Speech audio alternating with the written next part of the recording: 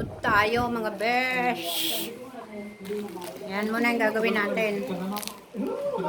Ito yung ating sinusubaybayan ngayon. Yan.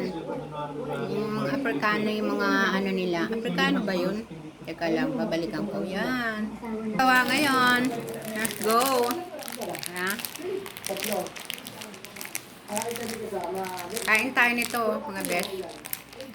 Ano natin gagawin? Parang hindi ko ulit i-discuss niya. Parang hindi ko tumatanda dito. Ito yung ating uulamin for today. Ayan. Sarap yan. Wala yan mantika eh. Ito niluto ko kanina. Parang siyang salmon. Pero dapat kasi, ang gulay niyan ay talbos. Pero, no, napunta siya sa repolyo. Sabi ng anak ko, pwede na yan, repolyo mama. Okay na yan. Hindi na mamimili yan. Ano ba yan? Dahil tayo ay bungi. Hindi natin mabuksan. Habang nag-aabang yung ating mga dogs dyan. Awe. Bayan ko, alas 8 ng gabi. Yun naman. Sa Pilipinas. Kain tayo nito. Sinong nakakakilala ng ganitong ano? Ng ganitong biskwit. Ito pa yung mga sinaunang biskwit, no? Na sinasawsaw sa kape. Sarap yan. Sausaw natin sa kape.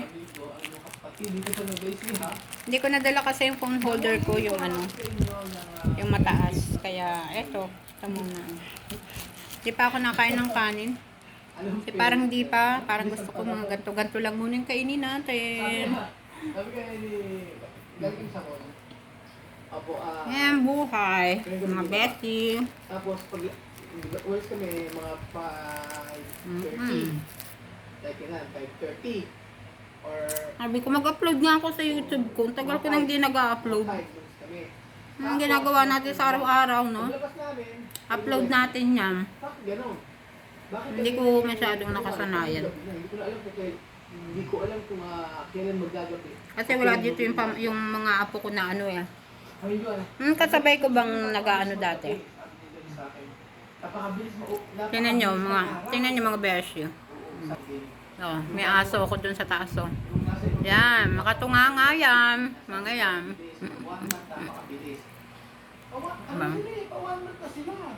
Diba gano'n kabilis yun? Ito lang yung ating gawa ngayon. Manood ng TV, umupo dito. Yan. Tayo ng ating, ay, wala na oh. Ubus na mga best. Ng ating milk tea. Ganyan muna tayo. Tapos piling ko, Relax, relax. weeks pa lang sila dito. Bye! Tapos pagka nandun sa abroad, tapos bumalik ka dito sa Pilipinas, especially pagka secretary, pag uwi dito,